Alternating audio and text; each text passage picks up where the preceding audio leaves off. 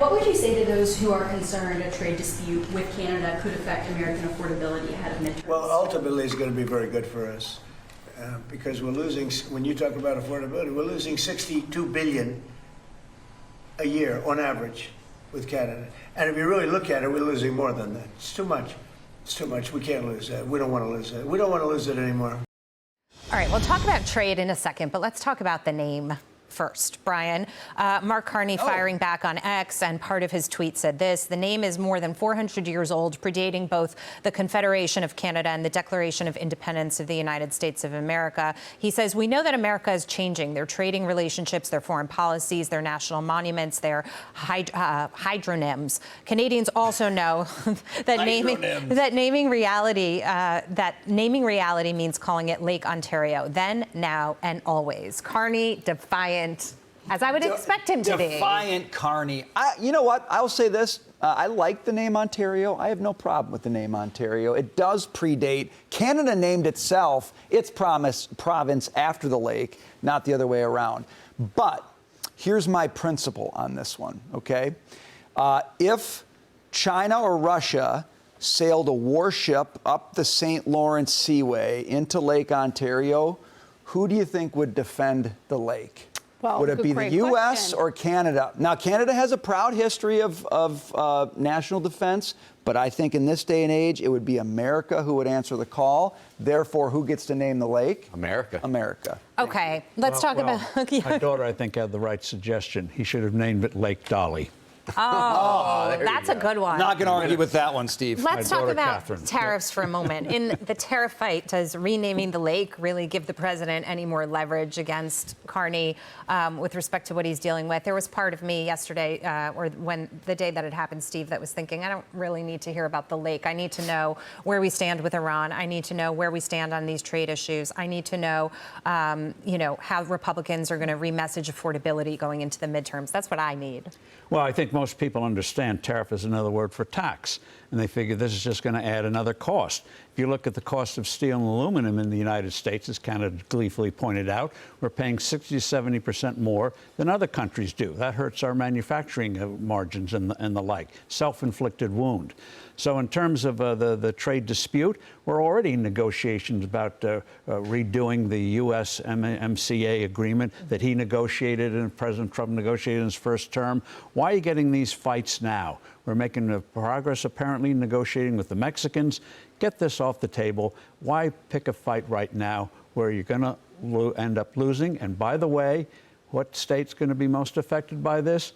Michigan. What's in Michigan? Key Senate race. Another one, Maine, key Senate race. Timing, not good. Okay, and we can get into the debate of whether tariffs are inflationary. There are two sides to that. But to your point that they're a tax and people end up paying more even if they don't cause long-term inflation, to get back to affordability, Taylor, that's just not something people want to hear right now. I know, but maybe the flip side of that is we go back to why this president was elected.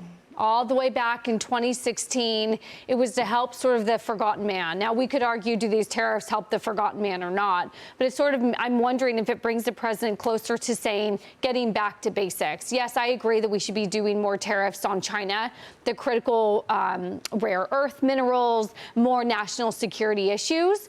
But, it's also people in Michigan who feel very left behind when we just out-exported everything to everyone else because it was cheaper overseas, and they want to know if tariffs can really help to bring things back here. So maybe this is the president saying, this is back to basics. This is back to who I am, and you guys voted for me to fight for the American people, and this is how I told you.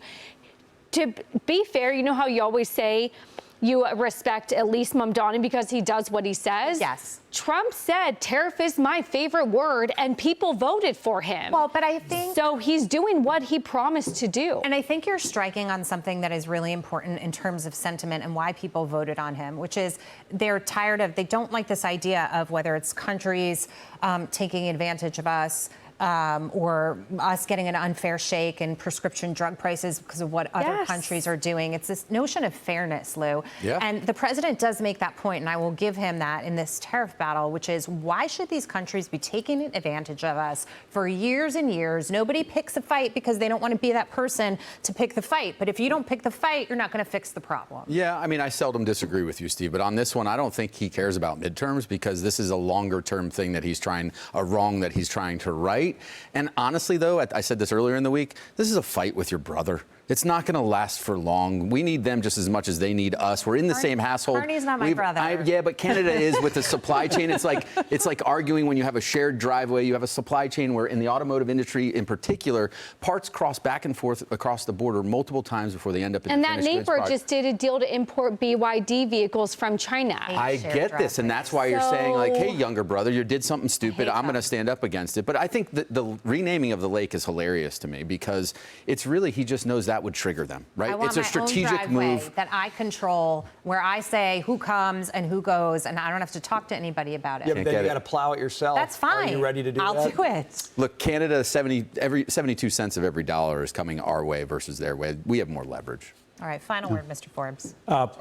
In terms of dealing with trade disputes, follow Ronald Reagan, laser-like. We had a problem with autos in the early 80s. He slapped Japan pretty hard. True. Microchips in the late 80s, he slammed that hard. Specific things, specific reactions. And President Trump has done far more for manufacturing with deregulation, which is killing manufacturing, reducing the corporate tax rate. Those were two humongous things. I hope the deregulation continues, unglamorous though it is. Far more helpful than the tariffs. Those were the two big causes of Sometimes manufacturing. it's the unglamorous stuff that's underrated that really gets the job Yeah. done.